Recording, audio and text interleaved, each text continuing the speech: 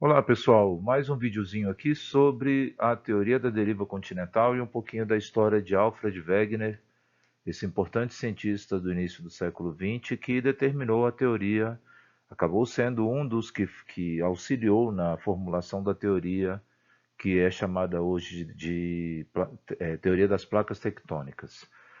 Durante muito tempo, os cientistas eles observavam que o continente sul-americano tinha um encaixe quase que perfeito aí com o continente africano.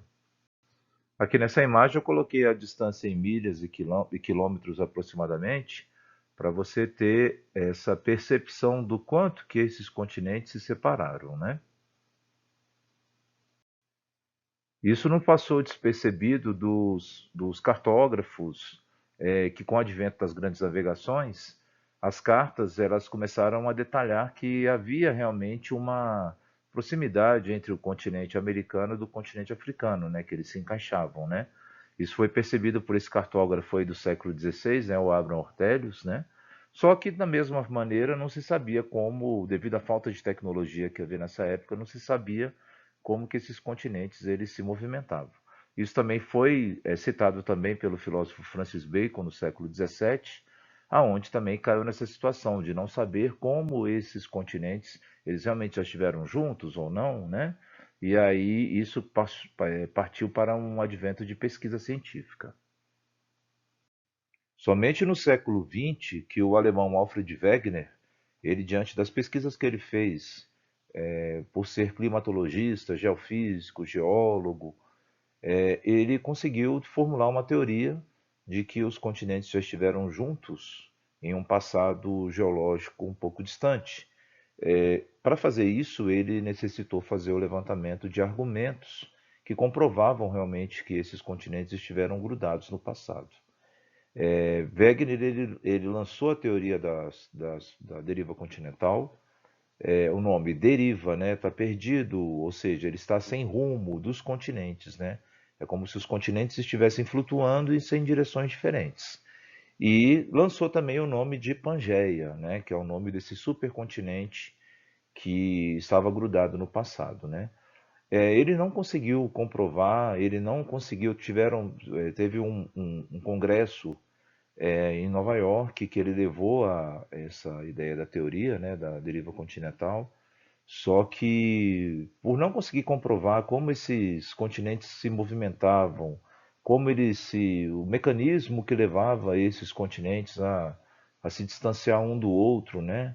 O fundo do mar também ele vai junto, como é que funcionava, isso ele não soube explicar, também devido à situação da ausência de tecnologia no período que ele viveu.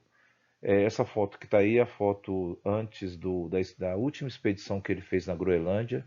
Ele era um cientista que participava da parte de previsão do tempo para a Marinha Alemã e ele foi fazer uma leitura de uma estação de meteorológica na Groenlândia que a Alemanha tinha lá.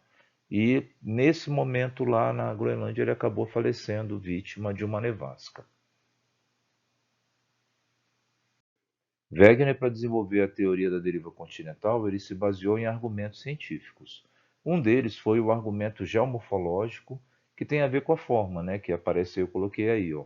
Você verifica que o continente sul-americano, ele se encaixa no continente africano, como também a ilha de Madagascar, ela também tem um encaixe no continente africano. Outra evidência foi o argumento geológico que ele levantou, que ele verificou que as rochas que existem no litoral de Santa Catarina, aqui no Brasil, elas são semelhantes às rochas que existem no continente africano, sobretudo na África do Sul. E aí, isso era mais uma comprovação de que os continentes estiveram grudados.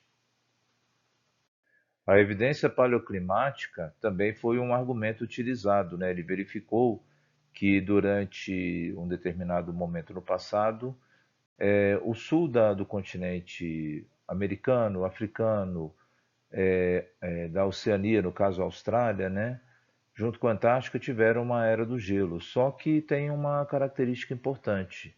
O subcontinente indiano, nessa época, ele estava ainda grudado, tinha acabado de se separar da África, né? E ele sofreu também esse evento de uma era de gelo. Só que o subcontinente indiano, ele está localizado no hemisfério norte, acima da linha do Equador.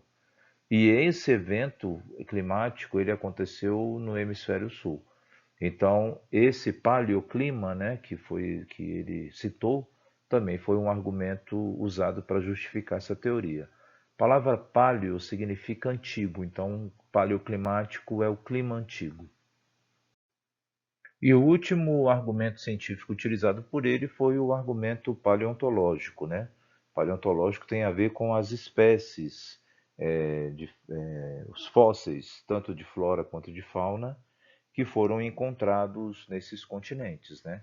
Então, ele falou que existia, né? Ele verificou a existência de fósseis dos sinonatos, do Glossopteris, que era uma planta, o Listrossauros e os Mesossauros, que são animais que conviveram, estiveram nesses continentes. Bom, o primeiro fóssil que ele fez essa comparação foi o Sinonatus. Esse animal, ele existiu, os fósseis têm a mesma datação de período e foram encontrados no continente sul-americano e no continente africano. Se você observar o fóssil, ele é um animal carnívoro, você já vê que ele tem os caninos aí na frente do fóssil, né? Como também um animal terrestre. Então não tinha como esse animal migrar da África para o continente americano e vice-versa, uma vez que tinha o Oceano Atlântico entre eles. Outro fóssil utilizado foi o Mesossauros. Esse animal também é encontrado fóssil dele, inclusive aqui no Brasil, mas ele existiu ao mesmo tempo, na mesma datação do fóssil, tanto na África quanto na América do Sul. Também animal carnívoro. Esse animal vivia em água, mas atravessar um oceano inteiro era uma coisa que ele levantou como argumento, a dificuldade que teria para fazer essa travessia. O último fóssil de animal que ele utilizou para justificar a teoria da deriva continental foi o Listrosaurus.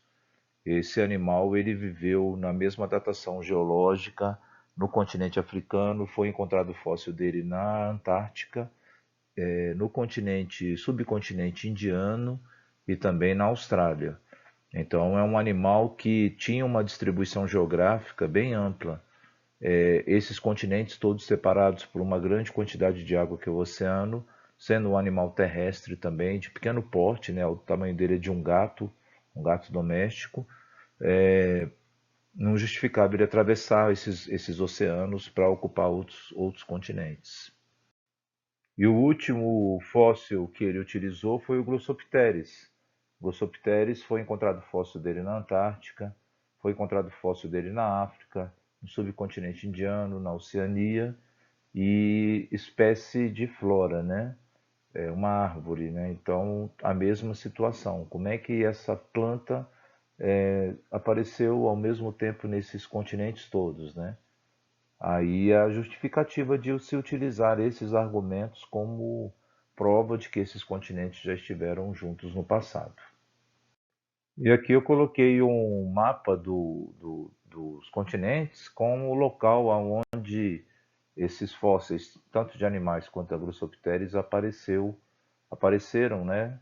E que os fósseis têm a mesma datação geológica, né? Isso vai servir de base como principal argumento dele de que os continentes estiveram grudados no passado. Diante desses argumentos que Alfred Wegener levantou, ele formulou a teoria de que os continentes atuais estiveram grudados, estiveram juntos num passado, né? Esse supercontinente ele deu o nome de Pangeia, né? O grande problema é que ele caiu naquela questão que o Ortelius e o Francis Bacon se identificaram naquele momento, né? Como é que explicar essa separação? Como que se dá essa separação? Como é que fica o fundo do oceano? E como eu falei anteriormente, devido à ausência de tecnologia, ele não soube explicar. Hoje, diante dos estudos que o ser humano faz, né, diante do estudo da geologia, da paleontologia, do paleoclimático, da geofísica, da geoquímica, dos estudos que envolvem o interior do planeta, já se comprovou que os continentes já estiveram grudados. O Pangeia foi o segundo. Aconteceu um primeiro mais antigo chamado Rodínia, e na época do Rodínia o Brasil ele estava na posição atual da Antártica, ou seja, possivelmente o país vivenciava temperaturas muito baixas, né? E eles se separaram, migraram, formaram o Pangeia. Então, nesse momento atual que nós estamos vivenciando, está no terceiro momento, está a caminho da terceira formação do novo supercontinente. Como o Alfred Wegener não conseguiu comprovar e explicar o movimento desses continentes, né, o processo que se dá no interior da Terra para fazer com que esses continentes se movimentam, a teoria dele foi colocada em descrédito e não foi levada à frente. Somente depois da Segunda Guerra Mundial é que retomaram essa pesquisa dele. Isso aconteceu porque na primeira foto no lado esquerdo você vê alguns submarinos alemães, na foto no lado esquerdo ainda embaixo, em preto e branco, um destroyer americano, né? E o destroyer americano usava um aparelho chamado de sonar, que fazia a procura dos submarinos alemães no fundo do oceano. Esses sonares conseguiram fazer o mapeamento do fundo do oceano e eles identificaram que no meio do Oceano Atlântico há uma grande cadeia de montanhas, né, que é chamada de cadeia mesoatlântica, né? São montanhas que têm vulcões ativos, esses vulcões ativos inclusive formam alguns arquipélagos vulcânicos, né?